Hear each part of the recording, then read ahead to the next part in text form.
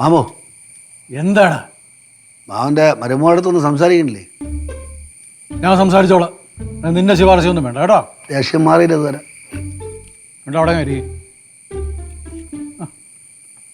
ഓളെ നിന്റെ നാടും വീടും ഒക്കെ എവിടെയാ? ചിറയൻകീഴ് പ്രേംനസീർ സാറിൻ്റെ വീടിൻ്റെ തൊട്ടടുത്ത് പറഞ്ഞു. ചിറങ്കിഴ അച്ഛാ, ചിറങ്കിഴ് ശാർക്കര ക്ഷേത്രത്തിന്റെ അടുത്താ. ശാർക്കര ക്ഷേത്രത്തിനടുത്ത്? അതെ. ആ അതിനടുത്ത്, ആ അമ്പലത്തിനടുത്ത് എൻ്റെ വലിയച്ഛൻ്റെ ഒരു മോൻ താമസിക്കുന്നുണ്ട്. ആ പടിഞ്ഞാറ് രഘുവരൻ ചേട്ടൻ. കിഴങ്ങൻ വാസു എന്നാണ് പറഞ്ഞത്. ഇരട്ടപ്പേര് കിഴങ്ങൻ വാസു എന്ന് ഇരട്ടപ്പേര്. നീയാണോ പേരിട്ടിരിക്കുന്നത്? അല്ല അങ്ങനെ ഞാൻ കേട്ടിട്ടുള്ള അങ്ങനെയാണ്. പേരിടീലുകാരൻ. ആ ഓടെ അച്ഛനും അമ്മയൊക്കെ എവിടെയാ ഇപ്പോൾ? അച്ഛനും അമ്മയൊക്കെ ഗൾഫിലായിരുന്നു, ഇപ്പൊ അങ്കമാലി സെറ്റിലായി. നിങ്ങളതാ കുഞ്ഞിനെ കൊണ്ടുവരാൻ? കുഞ്ഞിന്റെ പേരെന്തോ? ശ്രീകൃഷ്ണൻ. എടാ ശ്രീകൃഷ്ണൻ. ആ ശ്രീകൃഷ്ണൻ. ആ കൃഷ്ണൻ എന്ന് വിളിക്കാൻ ഞങ്ങൾ എല്ലാവരും പ്ലാൻ.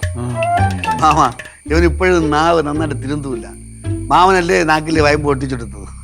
അച്ഛനല്ല, നെയ്യാറ്റിക്കരല്ല അച്ഛനാണ്. എനിക്ക് നല്ല ബാക്കി എല്ലാവർക്കും എന്റെ അച്ഛനാണ്. ഇവന് മാത്രമേ നെയ്യാറ്റിക്കരല്ല അച്ഛൻ. ഇല്ല ഇല്ല ഇല്ല ഇല്ല ആണാ? അതാണ് നെയ്യാറ്റിക്കര അച്ഛൻ, എല്ലാവർക്കും അറിയാം. ആ കുഞ്ഞിന്റെ കാര്യം ചോദിച്ചിട്ട് നീ എന്താണെന്ന് മിണ്ടാ നിൽക്കുന്നത്? അച്ഛാ അവര് കുട്ടീനെ ഗൗരിയുടെ വീട്ടിലാക്കിയിട്ടാ വന്നിരിക്കണേ. ഞങ്ങക്ക്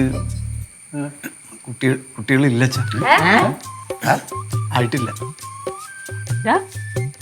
അത് പിന്നെ കുഞ്ഞുണ്ടെന്ന് പറയുമ്പോഴത്തേക്കും ആരും വലിയ പ്രശ്നം ഉണ്ടാക്കൂലല്ലോ, അതുകൊണ്ട് ഉണ്ടെന്ന് പറഞ്ഞു. എന്നാലും നീ ഞങ്ങളെ കൊതിപ്പിച്ചല്ലോടാ മോനെ. എന്തോന്നിടേ ഇത്, ഞാൻ വല്ലാതെ മോഹിച്ചു പോയി. നിനക്ക് അറിഞ്ഞൂടെ എനിക്ക് പിള്ളേരെ ഭയങ്കര ഇഷ്ടമാണെന്ന്. ഞാൻ ഒരുപാട് പ്രതീക്ഷിച്ചു അമ്മ. അവൻ്റെ കൊച്ചിൻ്റെ പേര് കൃഷ്ണൻ, ആൺകുട്ടി. അവനൊരു കൊച്ചു വേണ്ട, മുറപ്പെണ്ണ് വേണ്ടേ? അപ്പം ഞാൻ നിന്റെ അടുത്ത് പറയായിരുന്നു അങ്ങനെ അങ്ങനെയൊക്കെ അങ്ങനെ.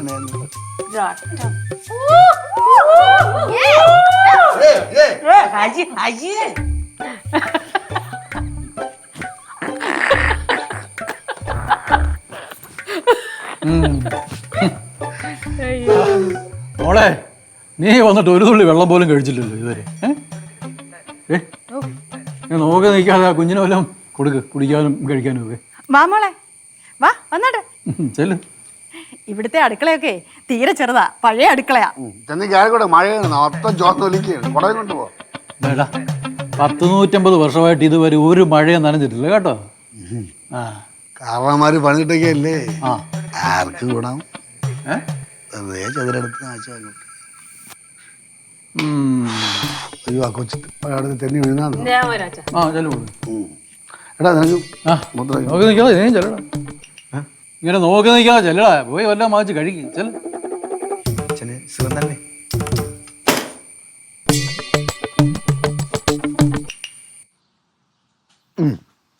ഇവിടെ നിൽക്കണ ഈ വീട്ടിൽ ഒരാളെ തപ്പി കണ്ടുപിടിക്കാനേ വലിയ പാടാണ്. അണ്ടകടാ പോലെ കിടക്കണല്ലേ.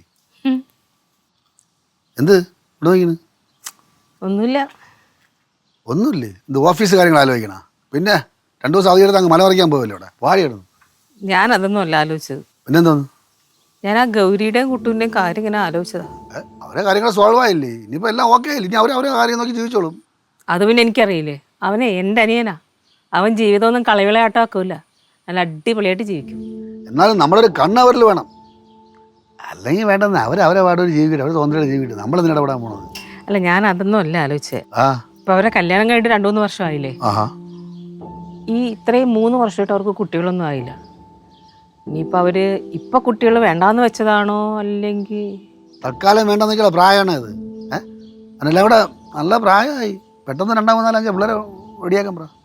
2, 3, 4, 5 എടി സന്തോഷമല്ലേടി, പിള്ളേരെ നിറഞ്ഞൊരു സന്തോഷമല്ലേ, നമുക്ക് നിറവല്ലേടി, കാണുന്നൊരു ഐശ്വര്യല്ലേടി.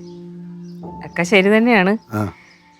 ഈ തൽക്കാലം പിള്ളേർ വേണ്ടെന്ന് വെച്ചതാണോ അല്ലെങ്കിൽ കുട്ടികൾ ഉണ്ടാവാഞ്ഞിട്ടാണോ? ഇതിപ്പോൾ അവൻ്റെ കാര്യം എൻ്റെ അടുത്ത് വെച്ചാൽ ഞാൻ എന്ത് പറയാം? എടി നീ എൻ്റെ അടുത്ത് സംസാരിക്കണ വരാം, അവർ രണ്ടുപേരെയും വിളിച്ച് സംസാരിക്കുക, അപ്പോൾ കാര്യങ്ങളറിയാം. എന്നാ പിന്നെ ഞാൻ അവനോട് ചോദിക്കാം. ഒരുമാതിരി മയത്തിലൊക്കെ സംസാരിക്കണം കേട്ടോ, അല്ലാതെ. അതൊക്കെ എനിക്കറിയാം എങ്ങനെ ചോദിക്കേണ്ടത്. ചെല്ല്.